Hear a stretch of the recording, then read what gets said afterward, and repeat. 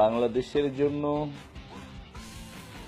যে কোনো ধরনের ত্যাগ স্বীকার করার জন্য আমি আমার নিজের আত্মোপলব্ধি থেকেই আমি যে কোনো ত্যাগ স্বীকার করার জন্য সবসময় আমি যথেষ্ট। কেন ক্রিকেট? অন্য অনেক প্ল্যাটফর্ম আছে, অনেক স্কোপ আছে, কেন ক্রিকেটে আসলাম?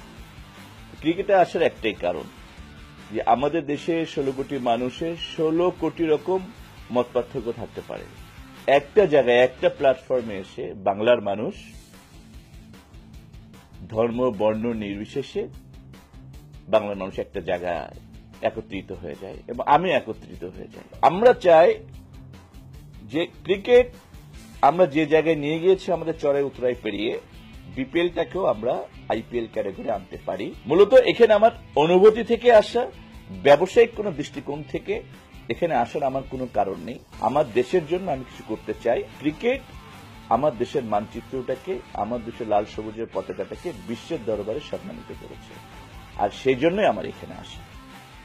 এবার হবে জয়।